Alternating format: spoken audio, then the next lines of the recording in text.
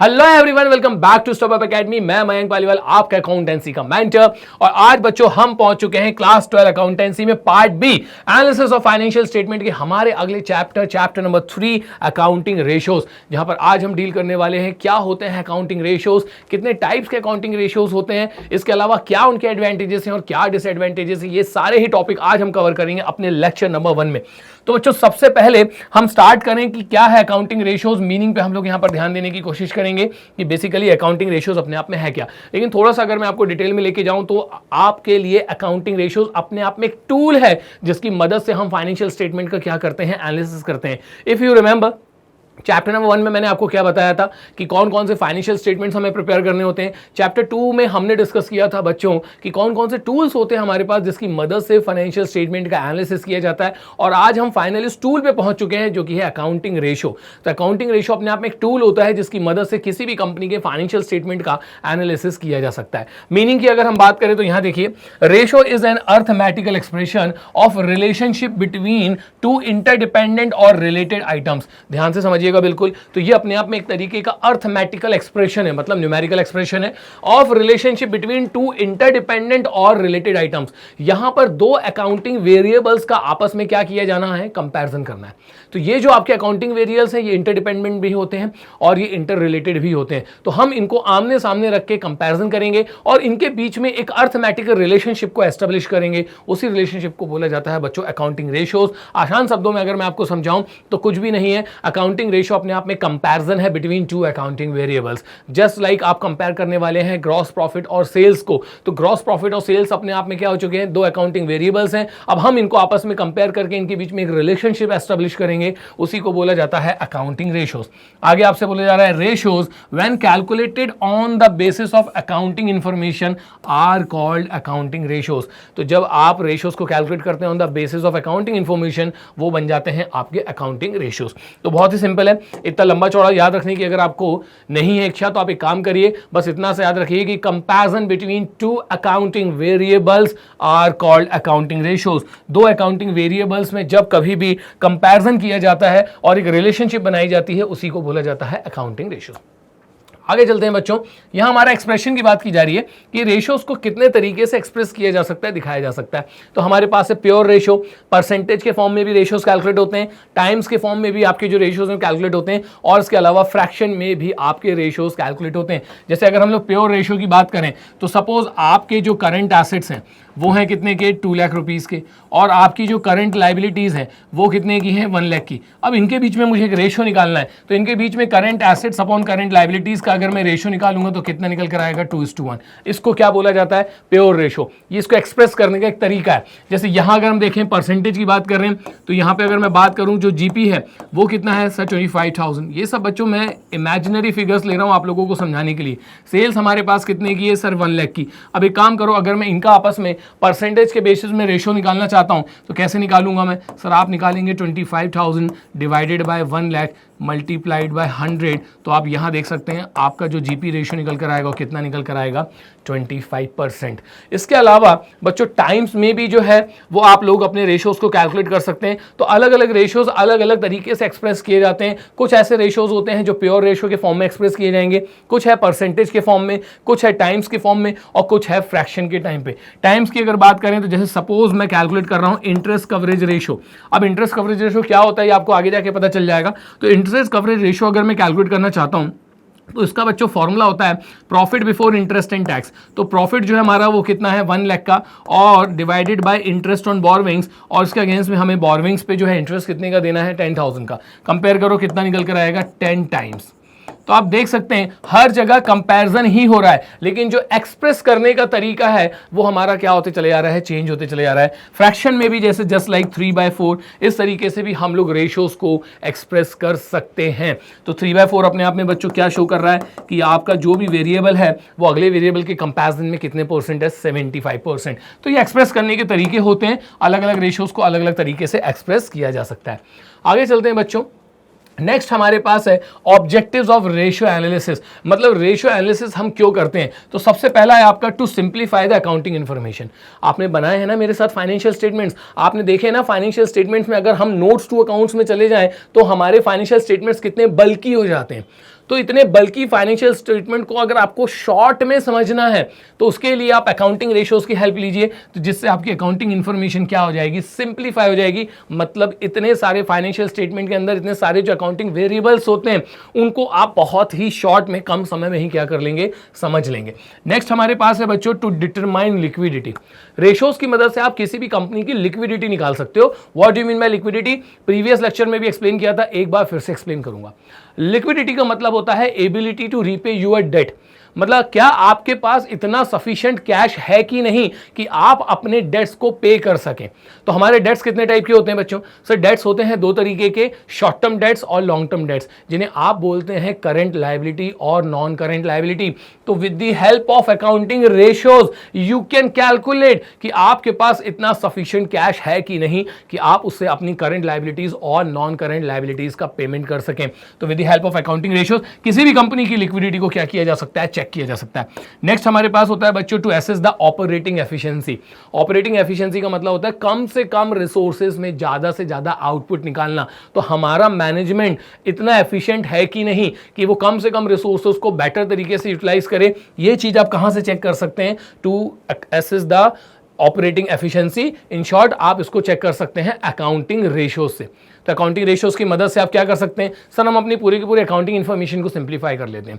Sir इसके अलावा हम कंपनी की लिक्विडिटी को चेक कर लेते हैं। सर इसके अलावा हम उसकी ऑपरेटिंग एफिशिएंसी को भी जज कर लेते हैं कि कंपनी कितने अच्छे तरीके से अपने रिसोर्सेज का यूटिलाइजेशन कर रही है।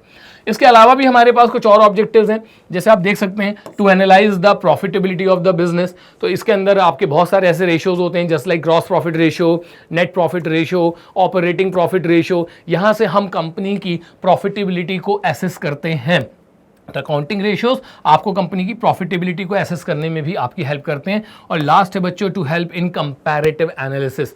जब आप अपनी ही कंपनी का अपने पास्ट रिजल्ट से कंपैरिजन करना चाहते हैं कि भाई हमारा परफॉर्मेंस किस डायरेक्शन में जा रहा है, तो वहां पर भी अकाउंटिंग रेशियोज की हेल्प ली जा सकती है।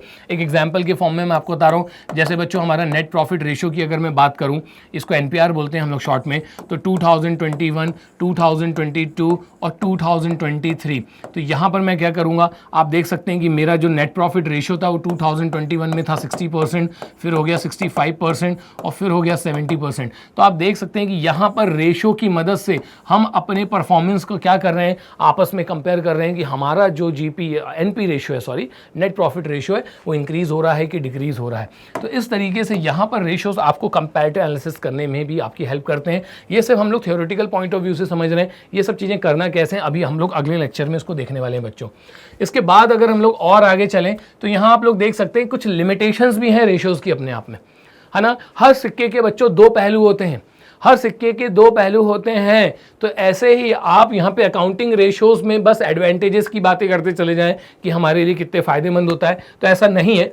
अकाउंटिंग रेशियोज के अपने आप में कुछ लिमिटेशंस भी होते हैं। और अगर आप इन लिमिटेशंस को देखो तो ये वो ही लिमिटेशंस हैं जो इसके पहले हम लोग ने फाइनेंशियल स्टेटमेंट एनालिसिस के लिमिटेशंस में पढ़े थे। ये बिल्कुल वैसे ही हैं, जैसे कि फॉल्स रिजल्ट। अगर हमारे फाइनेंशियल स्टेटमेंट्स ही गलत बने हैं तो आपके अकाउंटिंग रेशियोज भी गलत निकल कर आएंगे, ठीक है। नेक्स्ट है आपका qualitative factors are not considered. हमारी अकाउंटिंग की सबसे बड़ी प्रॉब्लम है कि हम सिर्फ क्वांटिटेटिव फैक्टर्स पे ध्यान देते हैं, मतलब ऐसी चीज़ें जिन्हें मॉनेटरी टर्म्स में रिकॉर्ड किया जाता है, लेकिन कंपनी के सक्सेस और फेलियर में ऐसी बहुत सारी चीज़ें रिस्पॉन्सिबल होती हैं जिनको आप मॉनेटरी टर्म्स में मेजर नहीं कर सकते, जिन्हें बोला जाता है क्वालिटेटिव फैक्टर्स। जैसे किसी भी कंपनी की सक्सेस और फेलियर जो होती है वो उसके मैन पावर की एफिशिएंसी के ऊपर डिपेंड करता है, लेकिन आप मैन पावर की एफिशिएंसी को यहाँ पर फाइनेंशियल स्टेटमेंट में शो नहीं कर सकते। और जब आप उसमें फाइनेंशियल स्टेटमेंट में शो नहीं कर सकते तो फिर आप उसका एनालिसिस भी नहीं कर सकते हैं। नेक्स्ट है हमारे पास लैक ऑफ स्टैंडर्ड रेशियोज। देखिए अलग अलग इंडस्ट्रीज होती हैं और सबके काम करने का अलग अलग तरीका होता है। जैसे अगर हम बात करें इंफ्रास्ट्रक्चर कंपनीज की, तो इंफ्रास्ट्रक्चर कंपनीज के जो प्रोजेक्ट होते हैं ना वो कंप्लीट होने में कई साल लगा देते हैं। ऑन द अदर हैंड हमारे पास है FMCG companies, fast moving consumer goods. इनके साथ क्या होता है, ये अपने गुड्स बनाते हैं, मार्केट में जाते हैं, कैश कलेक्ट करते हैं, तो इनका ऑपरेटिंग साइकिल बहुत ही छोटा होता है। तो आप देखो दोनों के नेचर में जमीन आसमान का अंतर है। तो अगर हम रेशियोज के थ्रू इनको को कैलकुलेट करने जाएं तो अब आप मुझे बताओ कि इंफ्रास्ट्रक्चर इंडस्ट्रीज के लिए कोई स्टैंडर्ड रेशो बनाया गया है क्या? नहीं। FMCG, fast moving consumer goods की जो कंपनीज होती हैं उनके लिए अलग से कोई रेशो बनाया गया है कि नहीं? तो इनके जो स्टैंडर्ड रेशोज हैं वो एक जैसे बनाए भी नहीं जा सकते हैं कि एक आइडल रेशो बना दिया मैंने 2:1, तो सारी कंपनी का रेशो 2:1 ही होना चाहिए, ऐसा जरूरी नहीं है। हर किसी की जो वर्किंग करने का तरीका होता है वो अलग अलग होता है, इसलिए हम उसके लिए स्टैंडर्ड रेशो भी डिफाइन पहले से नहीं कर सकते। नेक्स्ट हमारे पास है मे नॉट बी कंपेरेबल। हो सकता है कि आपके रेशोज आपस में कंपेरेबल ना हो। कैसे? अगर मैं रेशोज की यहां पे बात करूं तो कोई एक कंपनी है XYZ जिसका जो टर्नओवर है बच्चों वो सिर्फ है 10 लाख रुपीस का, और एक कोई कंपनी है क्या है ABC जिसका जो टर्नओवर है वो कितने का है? वो है 1000 करोड़ रुपीस का। तो अब आप देखो कि रेशोज जब कैलकुलेट करने जाओगे आप तो दोनों के रेशोज कैलकुलेट करने का तरीका एक ही जैसा रहेगा, लेकिन आप बताओ कहां XYZ और कहां ABC, तो फिर इन दोनों का रेशो के माध्यम से आपस में कंपैरिजन नहीं किया जा सकता है। नेक्स्ट हमारे पास जो इसका लिमिटेशन होता है वो होता है price level changes are not considered. तो ये तो पूरे के पूरे अकाउंटिंग इंफॉर्मेशन के साथ ही प्रॉब्लम है कि आज के 100 रुपए और कल के 100 रुपए बराबर नहीं होते हैं।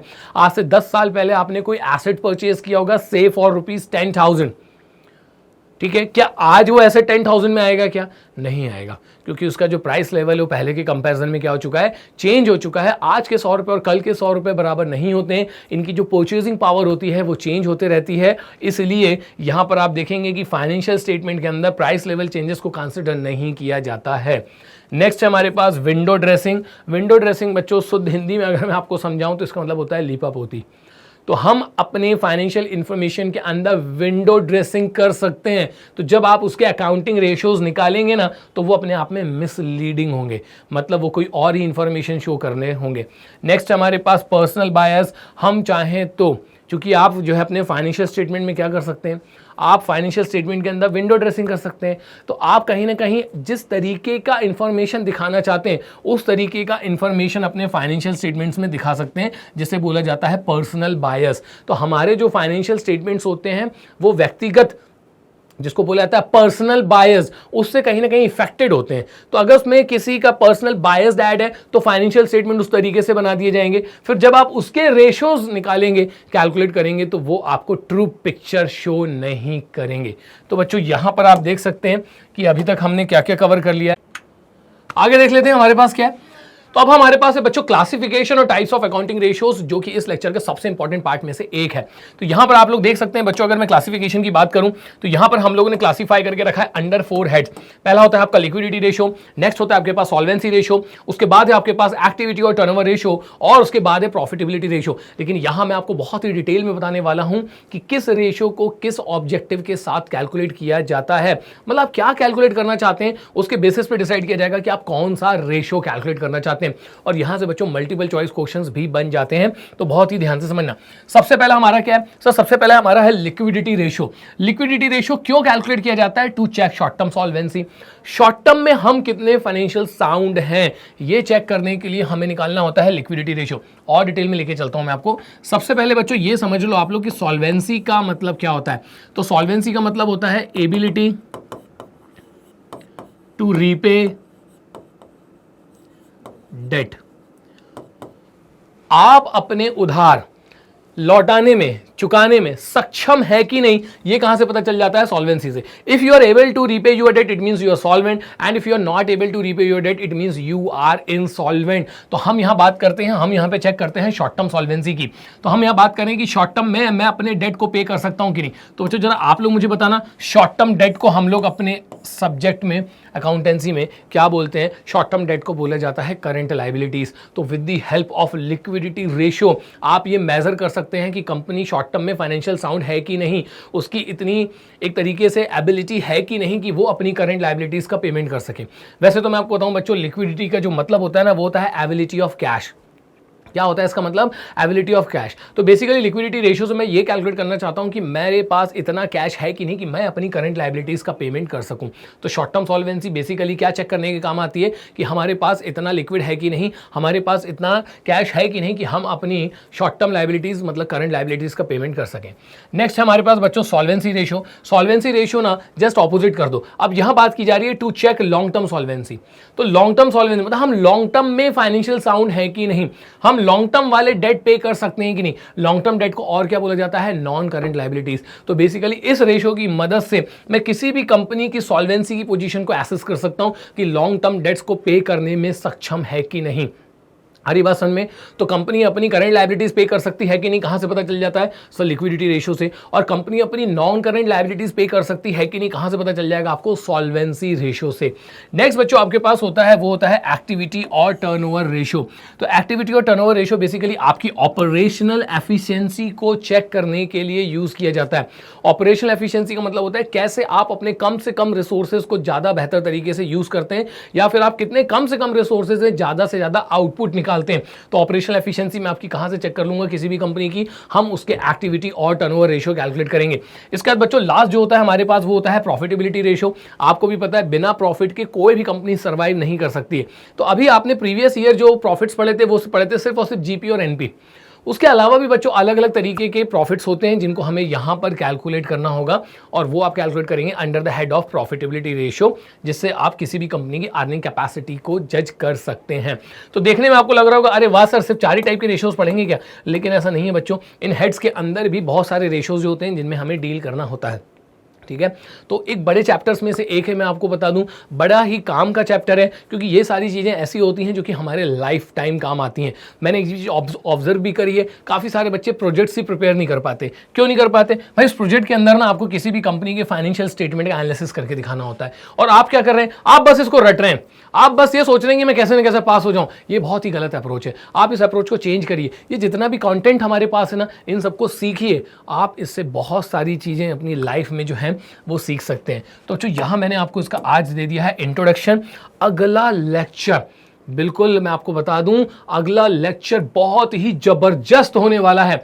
मेरे पूरी लाइफ का जितना भी टीचिंग एक्सपीरियंस है ना, उससे मैं आपके लिए कुछ लेकर आने वाला हूं अगले लेक्चर में। इस चैप्टर की अगर हम बात करें ना बच्चों, तो मोर देन 150 न्यूमेरिकल्स आपको अटेम्प्ट करने पड़ते हैं अगर आप किसी रिफ्रेशर को यूज करते हो तो।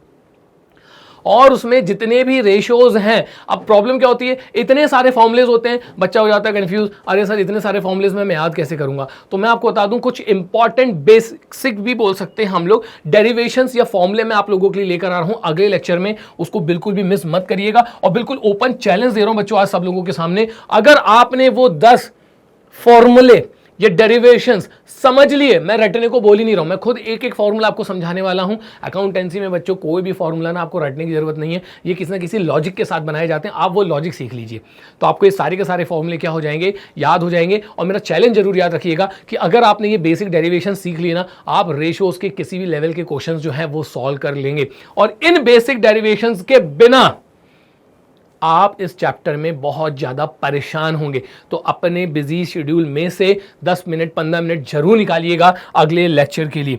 तो बच्चों यहां हमने अपना पहला लेक्चर जो है वो खत्म कर लिया है। मिलते हैं बच्चों अगले लेक्चर में, जो कि आपको बिल्कुल भी मिस नहीं करना है, क्योंकि न्यूमेरिकल स्टार्ट करने से पहले इस पर्टिकुलर चैप्टर के आपको वो बेसिक डेरिवेशंस आने ही चाहिए। तो थैंक्स फॉर वॉचिंग। हमारे चैनल स्टेप अप एकेडमी को लाइक करना, शेयर करना और सब्सक्राइब करना बिल्कुल भी ना भूलें। मिलते हैं बच्चों अगले लेक्चर में। जय हिंद।